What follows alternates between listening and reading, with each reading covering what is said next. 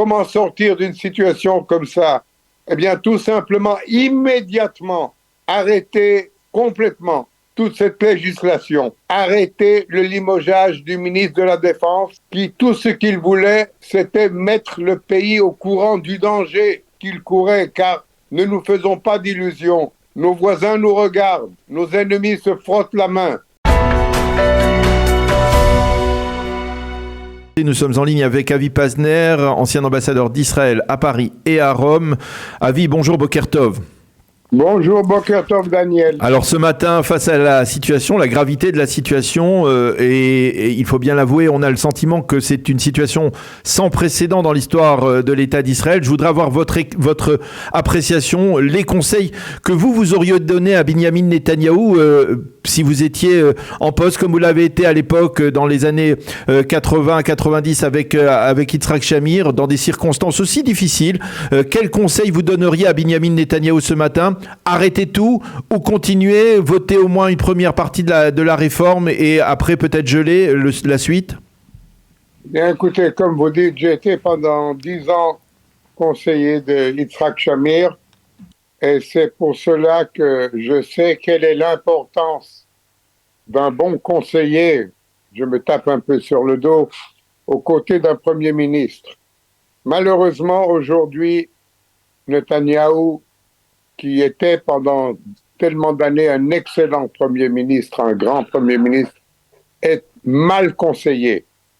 Mal conseillé, je me suis laissé dire que ses principaux conseillers aujourd'hui sont Ariel Levin, le ministre de la Justice, et son fils Yair, qui les deux le poussent vers des situations extrêmes, des décisions extrêmes.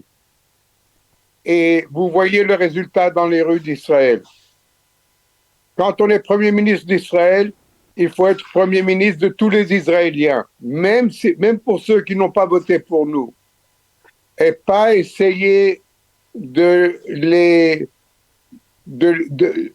comment on dit, de les forcer à avaler des portions de législation qu'ils ne veulent pas. On aurait dû avoir un dialogue il y a de cela déjà 2 mois.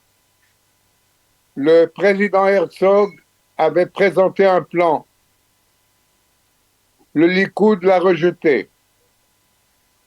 Encore une fois, sur l'avis de Yariv Levin, qui, à mon avis, est un homme extrêmement intelligent, un homme cultivé, un juriste éminent, mais un homme obsédé par la pensée que c'est lui qui doit avoir une place historique dans l'histoire d'Israël, de faire une réforme judiciaire, qui est évidemment nécessaire. Là, j'ouvre une parenthèse. Absolument, oui. La réforme judiciaire est nécessaire. Les juges ont trop de pouvoir en Israël. Mais on fait une réforme comme ça en dialoguant avec tout le monde. Premièrement avec les juges, avec l'opposition, avec toutes les forces vives de la nation. On ne fait pas une révolution en essayant de faire avaler par la moitié d'un pays quelque chose qu'ils ne veulent pas. Et malheureusement, Netanyahou, qui encore une fois, je le répète, a été un grand Premier ministre, s'est laissé conduire ici par Yariv Levin dans des allées où il ne voulait pas aller, dans des situations où aucun Premier ministre ne devait se mettre. Il a créé une situation où le pays est dressé l'un contre l'autre. On n'a jamais vu ça. Droite contre gauche, riche contre pauvre, arabe contre juif, ashkenaz contre séfaradite. Tout le monde est contre tout le monde. Et c'est le résultat d'une malheureuse politique suivie par Netanyahou sur les conseils, encore une fois, de Yariv Levin avec l'encouragement de son fils. Comment sortir d'une situation comme ça? Eh bien, tout simplement, immédiatement, arrêter complètement toute cette législation. Et si cela peut se faire encore, et je ne suis pas sûr que cela peut se faire, arrêter le limogeage du ministre de la Défense, qui tout ce qu'il voulait, c'était mettre le pays au courant du danger qu'il courait, car ne nous faisons pas d'illusions. Nos voisins nous regardent, nos ennemis se frottent la main. Ah, voilà Israël, ils sont en train de s'entretuer, pas littéralement, mais politiquement. C'est peut-être un bon moment pour l'Iran, pour le Hezbollah, pour le djihad, pour le Hamas, même pour les Arabes de la Judée, de la Samarie, pour le terrorisme. Gallant est un professionnel qui n'a fait que son devoir en disant au pays que nous courons un danger. Je sais qu'il l'a fait lui aussi d'une manière gourde, sans en aviser premièrement le Premier ministre qui était justement à Londres. Grosse erreur d'un homme qui n'a pas une grande expérience politique. Mais c'est un bon général, c'est un bon soldat. Essayons de le ramener. Et encore une fois, arrêtons complètement cette folie de législation et commençons maintenant un dialogue avec toutes les forces vives d'Israël, avec l'opposition, avec les juges, avec les high-techistes, avec les banques israéliennes, les hommes d'affaires israéliens, l'Histadrout. Faisons un conseil national pour voir, oui, il faut trouver des réformes, il faut réformer la justice, il faut remettre la balance de la démocratie là où elle doit être. Mais ça, il faut le faire ensemble. Si nous ne le faisons pas ensemble, nous risquons la sécurité de notre pays. Nous ne sommes pas seuls ici au Moyen-Orient, nous ne sommes pas isolés aussi au Moyen-Orient, nous sommes entourés d'ennemis. Et nous ne devons pas être ennemis l'un contre l'autre, nous devons nous aimer les uns et les autres. Que nous soyons religieux ou laïcs, que nous soyons pauvres, que nous soyons riches, que nous soyons séfarades, que nous soyons ashkénazes, il faut nous aimer. Nous sommes un peuple et un seul peuple.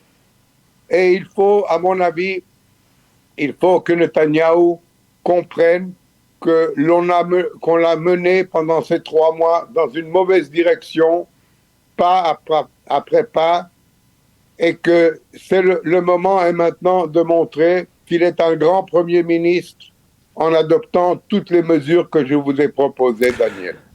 Avi, je vous ai bien entendu laisser parler parce que vous nous avez exprimé la voix de la raison, la voix de l'expérience.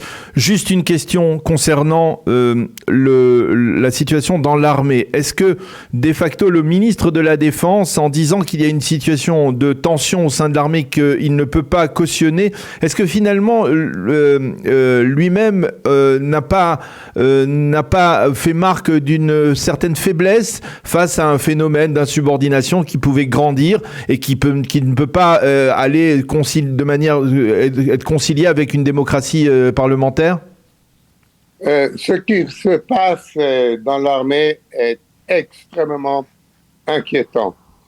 Et il est fort possible que face à une situation nouvelle, pas seulement le ministre de la Défense, mais aussi le chef d'état-major et tous les membres de l'état-major n'ont pas su comment se mesurer à ce phénomène complètement nouveau de volontaires des forces de réserve qui, pour protester, ne se présentent pas à l'entraînement.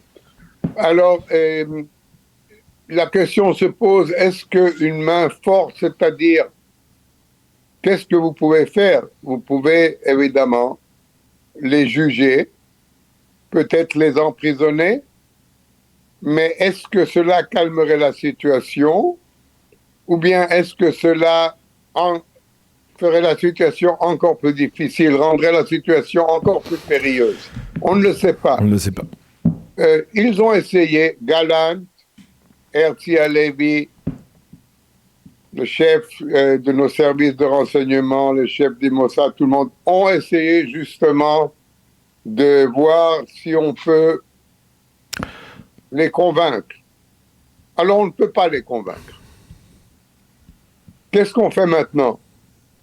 Est-ce qu'on les arrête et on les passe en jugement, eux qui sont des volontaires?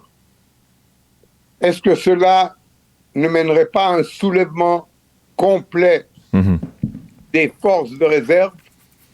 C'est là le dilemme. Alors peut-être a-t-il mal agi, peut-être a-t-il bien agi. Je n'ai pas de réponse pour ça. Mais en tout cas, ce n'est pas une raison pour le limoger d'une heure à l'autre, juste pour montrer qui est le patron ici. Okay. Le patron, c'est Am Israël. C'est nous les patrons.